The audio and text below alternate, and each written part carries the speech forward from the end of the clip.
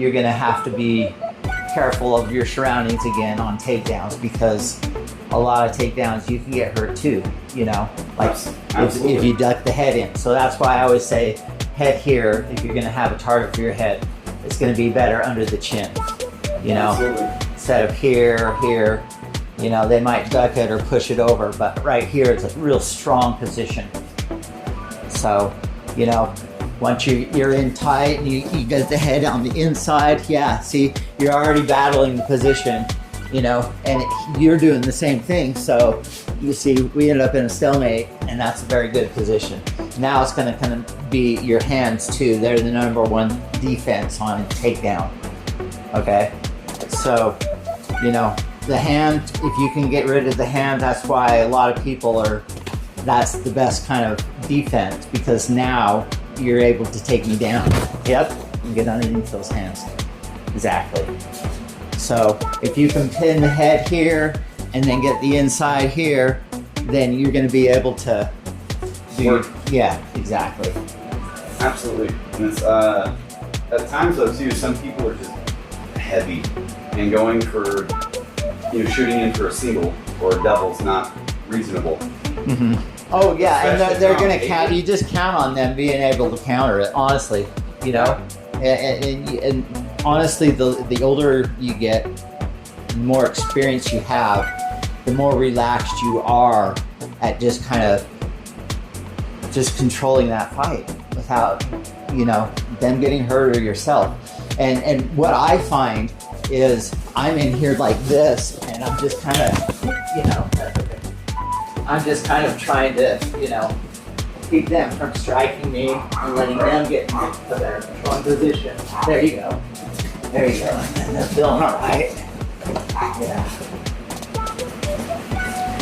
Now we're down. Right?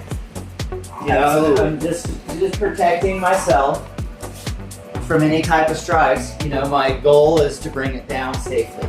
Right. Well, and most people's like normal reaction when you shoot in on their legs is they try to do, they don't quite sprawl, but it's something where they shuck their hips back. Yeah, yeah. If that makes sense. Yeah, yeah. It depends on the stage of it, because I've become so relaxed that I've stopped sprawling. Right. And I'll just kind of somersault. Okay, so I have a question. Because sometimes you, bad roll of the dice, you get into a scrap with a wrestler, and how to put it, it's for Utah or Salt Lake, it's pretty common that most dudes wrestle at least once. Yeah.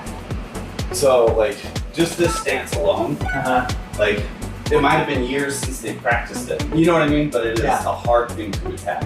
Oh yeah, absolutely. You're gonna have to just control it to the ground, okay? And it's your best, you know, it honestly is your best way, is to get in the, you know, so if you feel comfortable, it doesn't really matter which side, you know, you're just gonna have to kind of push, and then when they go for you, control it down, you see? And then you're gonna... I remember this one actually. Yeah, it's very simple, but it's a way to engage the fight. And if you're needing to have control of the fight, I recommend 2-on-1, okay? And you know, it's, there we go. There we go. Once you do that, that's enough control. You can pin the head here and just kind of bring the foot into play, right? Okay, I'm following.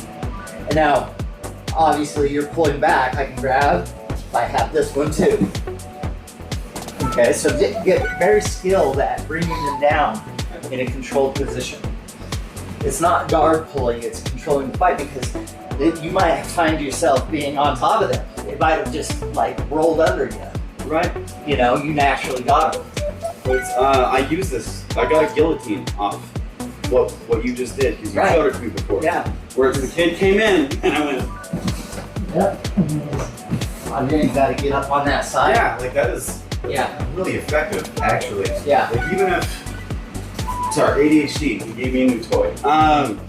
So even the double, like if I can get a double. There you go. There you go. There you go. There you go. Like. Yeah, I know. I know. I would do the same thing. But like, just those two tools is huge. You know what I mean? Head position and double. I mean, I kind of work everything. That's kind of what my specialty is, this double wrist control, head placement. You know, it just turns into other things. But I find that there's too much resistance and strength in leg attacks. It's more of a destabilizing.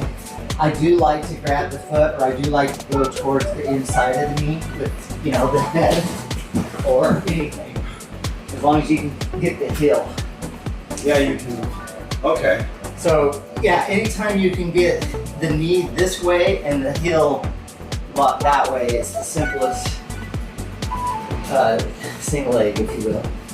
So, you know, if I'm down here, there's a lot of ways. I don't really, I'm not really trying to set that up. I just am always aware of it. So if I'm like, you know, sitting here in a struggle, sometimes I get a heel here. Instead of fighting here, I just bring the head down and bring it. You know, just the simple principle of here and here. Check, okay.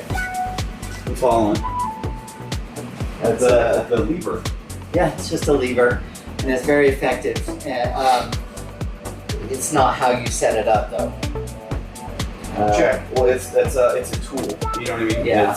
It gives you an objective. I think it was Mike Smith, and some wrestler that did this takedown, and he hit it more than any other takedown than anybody else, like some national champion.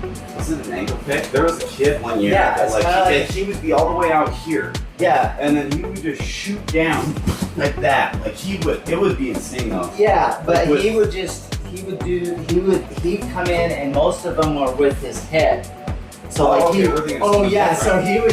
would like shoot in here and they step back, right? And you catch the head on the inside and just like every time, everybody like 168 times in like nationals.